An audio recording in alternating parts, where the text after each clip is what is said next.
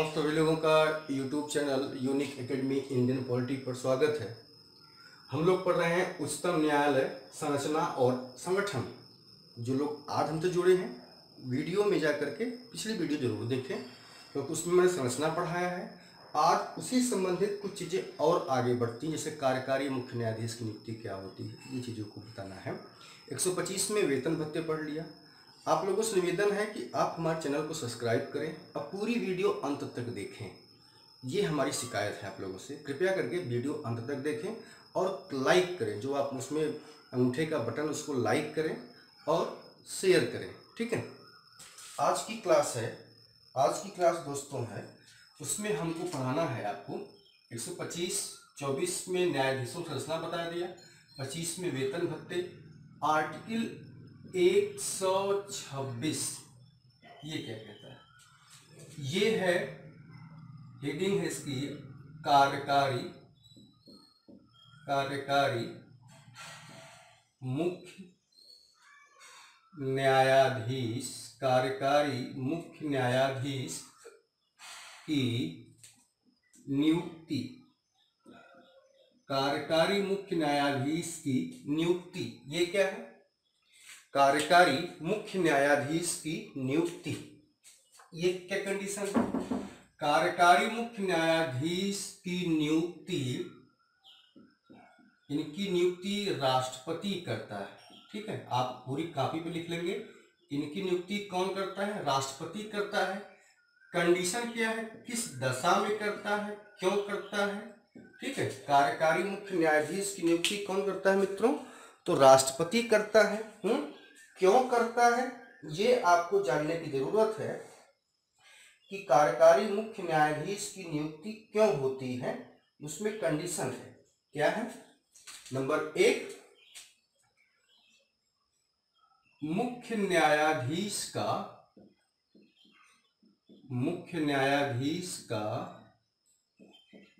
पद अगर रिक्त हो। पहले नियुक्ति करता कौन है? तो राष्ट्रपति करता है, ठीक है। और किस कंडीशन में होती है? अगर मुख्य न्यायाधीश का पद रिक्त हो या वह मतलब मुख्य न्यायाधीश कार्य करने में असमर्थ हो। मुख्य न्याय कंडीशन क्या है? मुख्य न्यायाधीश का पद रिक्त हो, अगर वह कार्य करने में असमर्थ हो। और नंबर सी, अस्थायी रूप से मुख्य न्यायाधीश अनुपस्थित हो,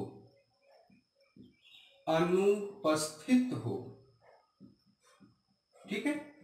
तो यहां पर आपको आर्टिकल जानना है। कार्यकारी मुख्य न्यायाधीश की नियुक्ति कौन करता है दोस्तों? राष्ट्रपति करता है। वो दशा कौन सी है? तो दशा या तो मुख्य न्यायाधीश का पद रिक्त हो, वह कार्य करने में समर्थ हो, या फिर अस्थायी रूप से मुख्य न्यायाधीश अनुपस्थित हो। तो कार्यकारी मुख्य न्यायाधीश की नियुक्ति हो गई, ठीक है। अगला है और इंपॉर्टेंट होगा आर्टिकल 127। ये क्या कहता है? ये है तदर्थ न्यायाधीशों की नियुक्ति। बहुत इंपॉर्टेंट है, तदर्थ न्यायाधीशों की नियुक्ति। ये क्या कहता है? ये क्या होता है? तदर्थ न्यायाधीशों की नियुक्ति कौन करता है? तो पहले जानिए। तदर्थ न्यायाधीशों की नियुक्ति मुख्य न्यायाधीश करता है। सर्वोच्च न्यायालय का मुख्य न्यायाधीश करता है। पहली कंडीशन, सर्वोच्च न्यायालय में तदर्थ न्यायाधीशों की कौन नियुक्ति करता है? इनकी नियुक्ति कौन करता है? तो मुख्य न्यायाधीश करता है। नंबर 2, राष्ट्रपति की अनुमति से करता है। एकदम क्लियर समझिएगा, बहुत इंपॉर्टेंट टॉपिक है। राष्ट्रपति की अनुमति से करता है। करेगा मुख्य न्यायाधीश, लेकिन अनुमति पहले किसकी लेनी होगी? राष्ट्रपति की। नंबर 3, कब करता है? जब न्यायाधीशों का कोरम माने गणपूर्ति पूरा न हो। कंडीशन क्या है? कि जब न्यायाधीशों का कोरम पूरा न हो तब भारत का मुख्य न्यायाधीश तदर्थ न्यायाधीशों की नियुक्ति करता है। ठीक है, इसमें जो होने की जरूरत है। अगला बात, जिस उच्च न्यायालय से, मोस्ट इंपॉर्टेंट, जिस उच्च न्यायालय से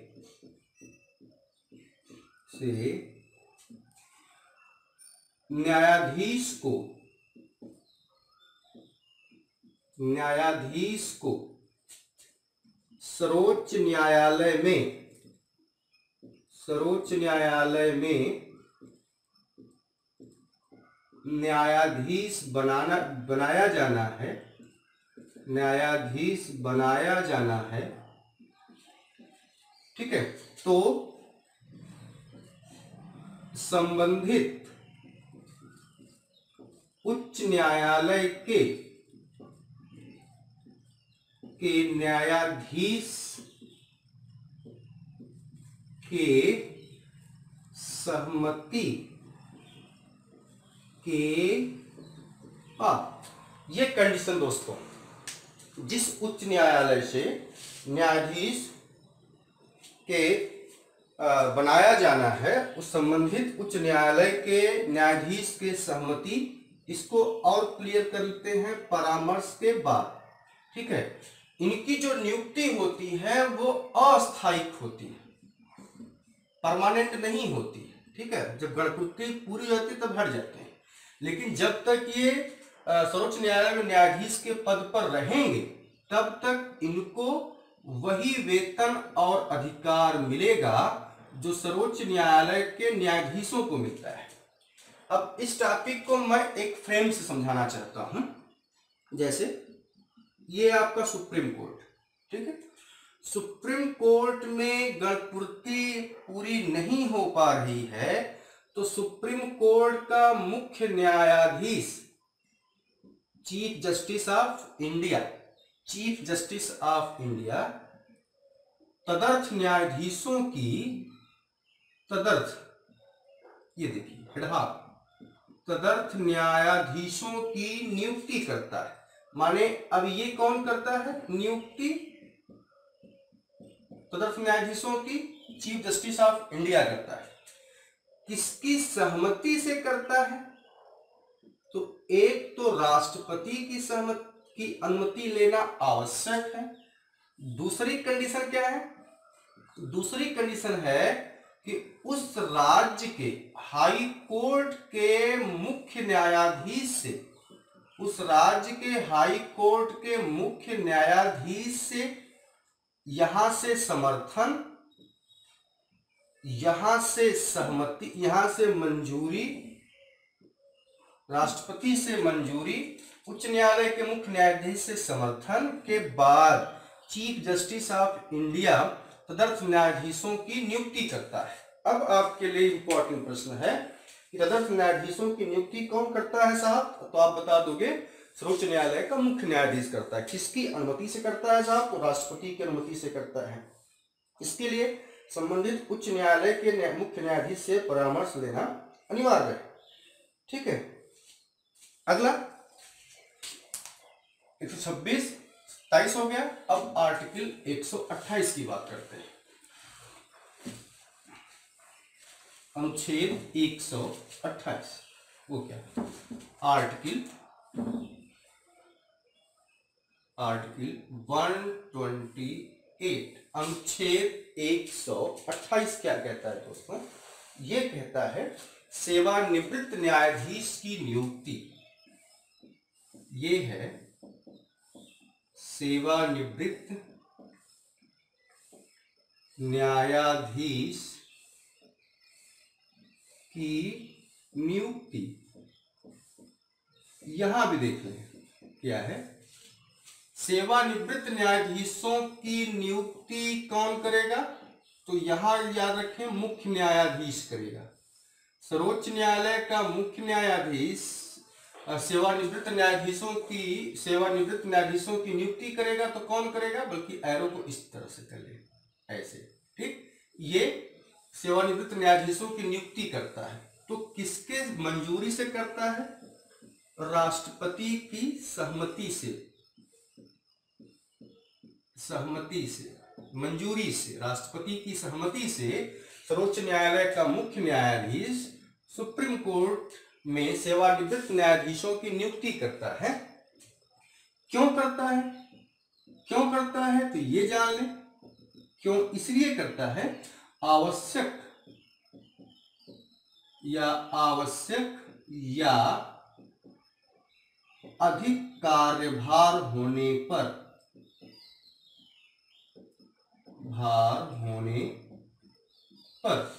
ठीक। तो सेवानिवृत्त न्यायाधीशों की नियुक्ति कौन करता है दोस्तों? तो मुख्य न्यायाधीश करता है। इसकी मंजूरी से करता है? तो वो करता है राष्ट्रपति के मंजूरी से करता है, ठीक है। अगला अनुच्छेद 129, 28 हो गया। आर्टिकल 129, सर्वोच्च न्यायालय एक अभिलेख न्यायालय है।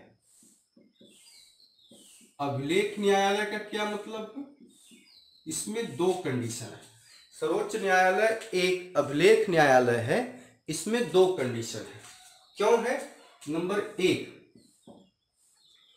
जो भी मामले आते हैं उसके फैसले को, जो भी मामले आते हैं सुप्रीम कोर्ट जो भी फैसला करती है वह ऑन रिकॉर्ड सुरक्षित रखा जाता है। ऑन रिकॉर्ड सुरक्षित रखा जाता है। पहली बात, ऐसा इसलिए किया जाता है कि ऐसे संबंधित अन्य कोई मामले आता है, जैसे एक मामले में, किसी मामले में सुप्रीम कोर्ट ने अपना फैसला सुनाया तो वह मामला सुरक्षित बाई क्या उसमें डिसीजन दिया गया है, कोर्ट ने क्या कहा है, वो ऑन पेपर सुरक्षित रखा जाता है। उससे संबंधित अन्य कोई मामला आता है तो उस मुकदमे, पिछले मुकदमे की सुनवाई में सुप्रीम कोर्ट ने क्या फैसला दिया है उसको भी उठाया जाता है, ठीक है। तो पहला हो गया, रिकॉर्ड सुरक्षित रखा जाता है ताकि उससे संबंधित कोई मुकदमा आए तो उस पर उसके अकॉर्डिंग फैसला सुनाया जा सके।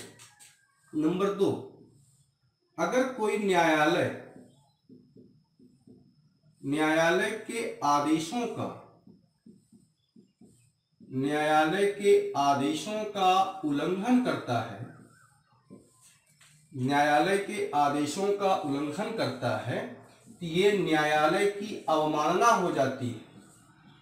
न्यायालय की अवमानना, कोर्ट ऑफ कंटेम्प्ट किसी को कहते हैं, कोर्ट ऑफ कंटेम्प्ट हो जाता है और कोर्ट उसको दंड दे देती है, दंड दे सकती है, ठीक है।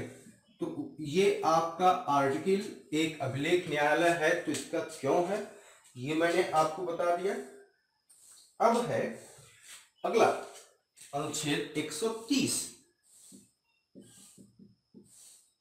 आर्टिकल 130, उच्चतम न्यायालय का स्थान दिल्ली में है। उच्चतम न्यायालय का स्थान दोस्तों कहां पे? दिल्ली में है, ठीक है। तो ये आपका एकदम मामला क्लियर है, ठीक है। इसके अलावा इसी में एक चीज और हम जोड़ सकते हैं कि राष्ट्रपति की अनुमति से इसकी पीठ, मतलब सर्वोच्च न्यायालय की पीठ कहीं भी बनाई जा सकती है। ये टॉपिक आपका मोस्ट इंपॉर्टेंट है। तो अनुच्छेद 128 में आपने पढ़ लिया सेवानिवृत्त न्यायाधीशों की नियुक्ति किसकी सहमति से दोस्तों? राष्ट्रपति की सहमति से। मुख्य न्यायाधीश करता है, क्यों करता है? आवश्यक कार्यभार होने पर। 129 एक अभिलेख न्यायालय है, ठीक है। इसके पहले 126 क्या था, अस्थायी मुख्य न्यायाधीश की नियुक्ति, सॉरी यह कार्यकारी मुख्य न्यायाधीश की नियुक्ति। 127 में क्या था, तदर्थ न्यायाधीशों की नियुक्ति। ये आर्टिकल पूछा जाता है, तदर्थ न्यायाधीशों की नियुक्ति किस अनुच्छेद में, 127 में। क्यों, आवश्यक गणपूर्ति न होने पर। कहाँ से उठाया जाता है, किसी उच्च न्यायालय के न्यायाधीशों को उठाया जाता है, किसके, वहाँ के उठाने से पहले उस उच्च न्यायालय के न्यायाधीश से परामर्श लेना अनिवार्य होगा। तो ये तो हो गई संरचना।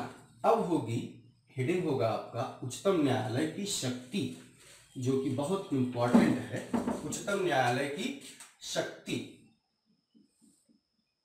शक्तियां इसकी बिखरी हुई हैं, लेकिन हम इसको एक जगह करके पढ़ने का प्रयास करेंगे, ठीक है। इसको हम एक जगह करके पढ़ना प्रयास करेंगे।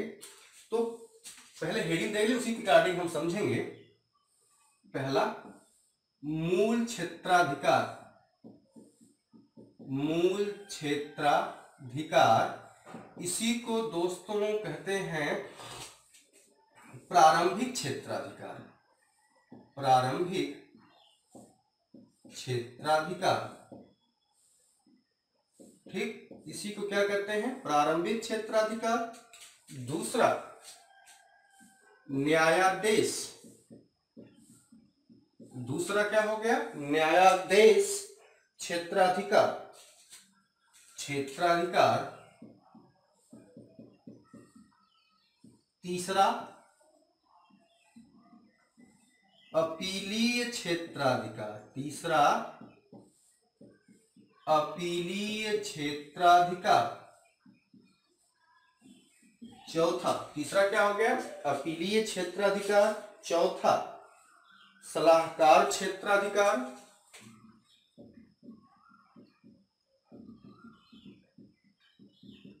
सलाहकार क्षेत्राधिकार। पांचवा, सलाहकार क्षेत्राधिकार। पांचवा आपका न्यायिक समीक्षा की शक्ति। न्यायिक समीक्षा की शक्ति।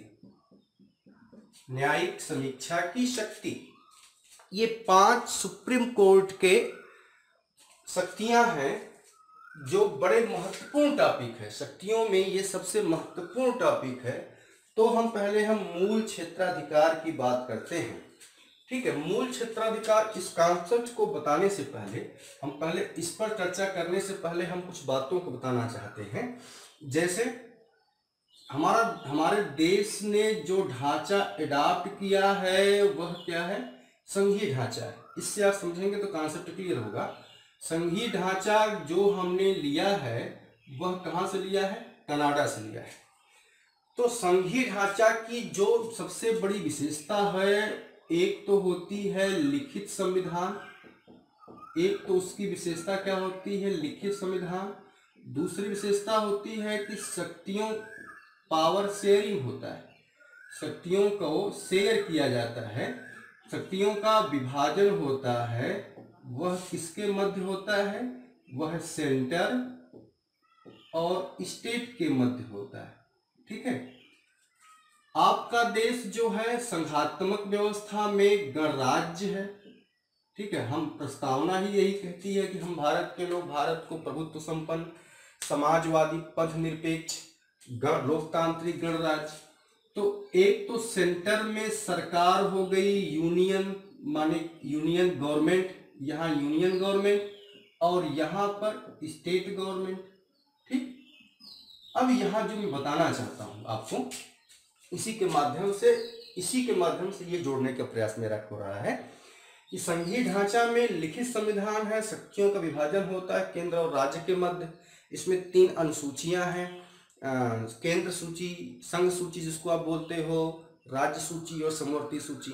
संघ सूची पर कानून बनाने का अधिकार यूनियन गवर्नमेंट को है, राज्य सूची पर कानून बनाने का अधिकार स्टेट गवर्नमेंट को है, और समवर्ती सूची पर कानून बनाने का अधिकार यूनियन और स्टेट दोनों को है।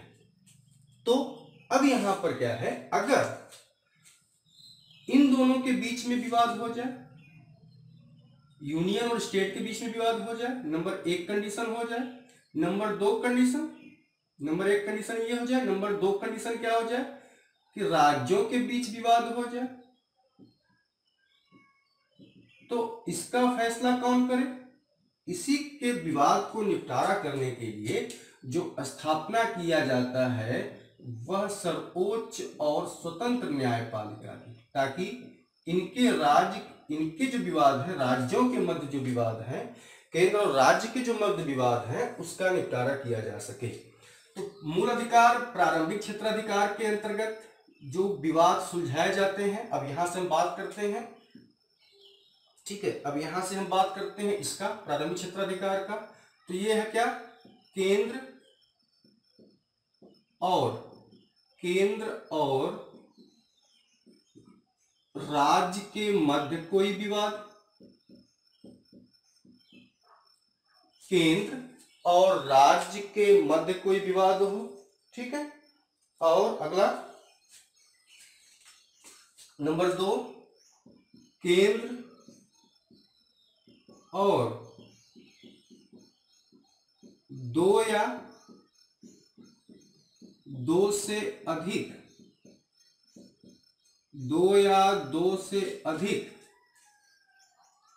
राज्यों के बीच विवाद हो,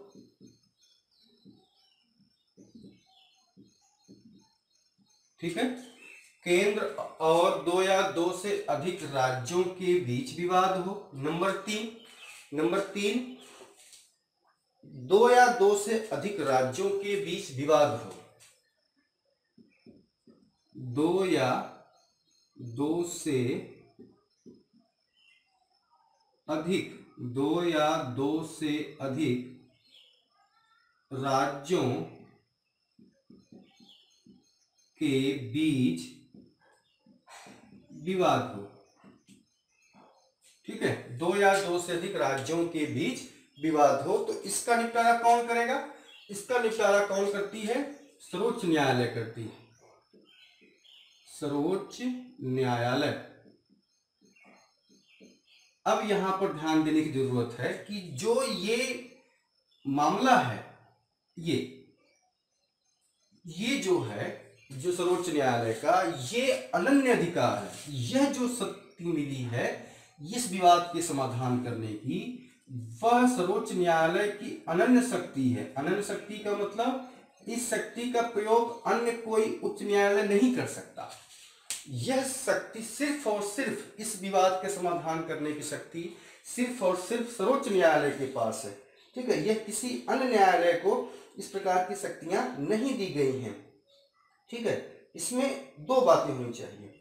जो ऐसे मामले हैं इनमें कुछ विधिक अधिकार नहीं हो, तब इस मामले की सुनवाई होती है। और इसमें एक चीज और है, नोट करके लिख लेंगे। केंद्र, इसमें क्या है? केंद्र और राज्य के विरुद्ध, केंद्र और राज्य के विरुद्ध इस प्रकार के विवाद या इस प्रकार के मामले नहीं लाए जा सकते हैं। ये ध्यान देने की जरूरत है, नहीं लाए जा सकते हैं। मतलब कोई व्यक्ति जो है सुप्रीम कोर्ट में राज्य के विरुद्ध और केंद्र के विरुद्ध ऐसी मांग, इस प्रकार के विवाद की मांग नहीं कर सकता। यह विवाद का समाधान राज्यों के मध्य, state versus state, union versus state and union versus many state के बीच विवाद होता है, और ये अनन्य शक्ति है, ठीक है। इसी में कुछ ऐसे चीजें हैं जहां पर सुप्रीम कोर्ट की अधिकार क्षेत्र नहीं है, तो नोट करके लिख लेते हैं। नोट करके कुछ ऐसे मामले हैं जो सर्वोच्च न्यायालय के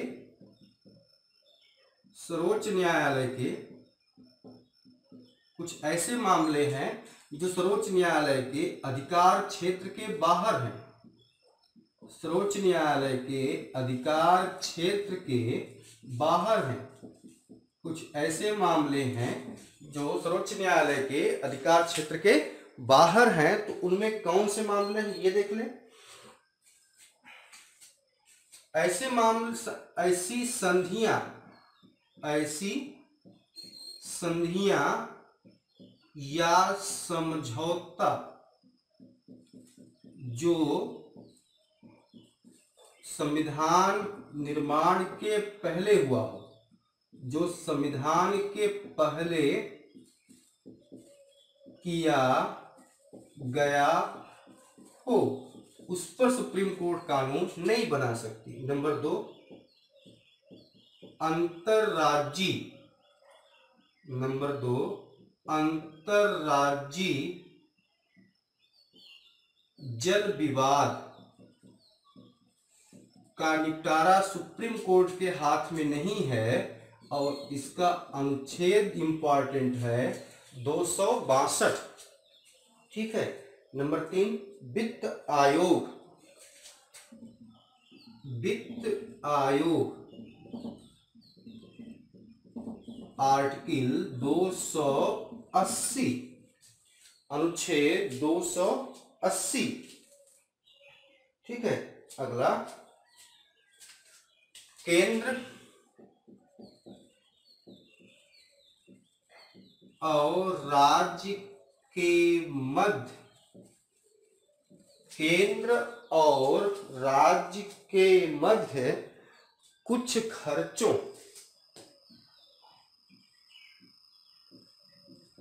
में पेंशन समझौता। ठीक है। तो इन मामलों में सुप्रीम कोर्ट ये अधिकार क्षेत्र के बाहर हैं। ये जो मामले हैं सुप्रीम कोर्ट के अधिकार क्षेत्र के बाहर हैं। इन मामलों में सुप्रीम कोर्ट कुछ नहीं कर सकती। जो प्रारंभिक क्षेत्राधिकार है वो ये है, केंद्र और राज्य के मध्य विवाद, केंद्र और दो या दूसरे राज्यों के बीच विवाद हो या दो या दूसरे राज्यों के विवाद हो, इसका निपटारा कौन करती है? सर्वोच्च न्यायालय करती है। और सर्वोच्च न्यायालय की ये अनन्य शक्ति है। सर्वोच्च न्यायालय की अनन्य शक्ति का मतलब है यह अधिकार किसी भी न्यायालय, क्या किसी भी अधीनस्थ न्यायालय, किसी भी उच्च न्यायालय को नहीं मिला है। तो ये आप मोस्ट इंपॉर्टेंट जानते रहिए, ये प्रारंभिक क्षेत्राधिकार या मूल क्षेत्राधिकार में है। ठीक है। आगे अब हम इसको मिटा देते हैं, ये वाला पोर्शन, ये आप नोट कर लिए होंगे, जरूर इसको पढ़ डालिएगा। और बहुत इंपॉर्टेंट टॉपिक है, बड़े मनोयोग से पढ़िएगा, नहीं पढ़ेंगे तो ये आपका नुकसान होगा। समय का सदुपयोग कीजिए, समय से पढ़ाई कीजिए, ये ज़्यादा अच्छा होता है। ठीक है। आगे चलते हैं। अब न्यायाधीश क्षेत्राधिकार, इसकी बात करते हैं। न्यायाधीश नंबर 2 यहाँ मैं लिख देता हूँ। नंबर 2, न्यायाधीश क्षेत्राधिकार की बात करते हैं। ठीक है। ये क्या है? न्यायाधीश क्षेत्राधिकार में क्या है दोस्तों? आपका संविधान जो सुप्रीम कोर्ट है, यह मूल अधिकार का रक्षक है। मूल अधिकार का रक्षक, कामा संविधान का रक्षक, मूल अधिकार का रक्षक, संविधान का रक्षक। तो मूल अधिकार के रक्षक में आर्टिकल 32, अगर किसी व्यक्ति के मूल अधिकारों का उल्लंघन होता है, किसी व्यक्ति के मूल अधिकारों का उल्लंघन होता है, तो वह सुप्रीम कोर्ट में अपनी अपील कर सकता है, सुप्रीम कोर्ट में। और इसके लिए यहाँ पर है, आपको मैं बता चुका हूँ, मौलिक अधिकार में यहाँ पर रिट जारी की जाती, बंदी प्रत्यक्षीकरण। नंबर 2, परमादेश। नंबर 3, प्रतिषेध। नंबर 4, उत्प्रेषण। और नंबर 5, अधिकार परीक्षा। ये 5 रिटें जो है सुप्रीम कोर्ट मूल अधिकार से संबंधित की जाती हैं। ठीक है। तो ये आपका जो संविधान है वो न्यायाधीश में जो न्याय देने का काम करता है, वो एक तो मूल अधिकारों का रक्षक है, इसके अलावा संविधान का गारंटर है न्यायाधीश। मतलब इसके अलावा कोई ऐसे मामले हैं जिसमें विवाद अधिक बढ़ा है या वह किसी विधिक प्रश्न को मामले को उठाता है, तो वहां पर ये उसकी अधिकारिता होती है। ठीक है, अब हम चलते हैं नंबर 3, अपीलीय क्षेत्राधिकार की बात। ये तो क्लियर हो गया होगा। नंबर 3, अब हम इसको भी मिटा देते हैं। अपीलीय क्षेत्राधिकार नंबर 3 है आपका अपीलीय क्षेत्राधिकार। नंबर 3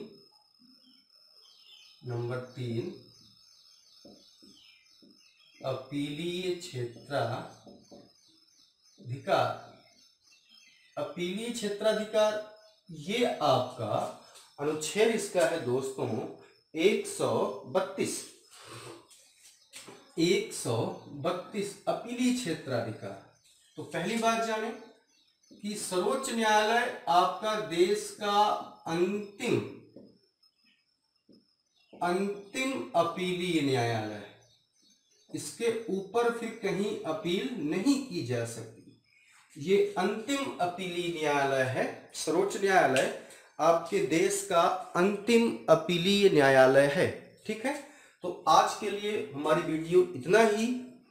कल की हमारी टॉपिक हमारी अपीलीय क्षेत्राधिकार पर होगी। यही टॉपिक शुरू में करूंगा और ये आपके लिए काफी इंपॉर्टेंट टॉपिक होगा। इसलिए आपसे मेरा विनम्र निवेदन है कि आप हमारी वीडियो को अंत तक देखें, लाइक करें। मित्रों, यही हमारी शिकायत है कि आप वीडियो को लाइक कीजिए, कमेंट लिखिए, ताकि हम और मनोयोग से अपने कार्य को कर सकें। क्योंकि आपके लाइक और सब्सक्राइब से ही हम मनोयोग से अपने सीमित संसाधनों में आपको बहुत कुछ देने का प्रयास करेंगे। वो मैं जो दूंगा जो बड़े बड़े कोचिंग संस्थान आपको नहीं देंगे। क्योंकि मैं जो बता रहा हूँ आपको वो बेस से बता रहा हूँ, बेसिक चीज़ें बता रहा हूँ, बेस से उठाकर कठिन तक जा रहा हूँ। क्योंकि बड़े कोचिंगों में क्या होता है कि वो ये समझते हैं कि बच्चा जो है कुछ न कुछ पहले से पढ़ कर यहाँ आया है, तो वहाँ पर कन्फ्यूजिंग होती है। इसलिए मैं ये सोचता हूँ कि बच्चे को प्रारंभिक स्तर से ही बताकर कठिन तक लेके जाया जाए, सरलतम से जटिल की ओर चला जाए। ठीक है, तो कल की हमारी क्लास यही होगी, शक्तियों में ही होगी। ठीक है, बहुत इंपॉर्टेंट टॉपिक होगा। आप लोगों से निवेदन है कि क्लास मेरी रोज देखने के लिए हमारा चैनल सब्सक्राइब करें। बहुत बहुत धन्यवाद। आज के लिए इतना है।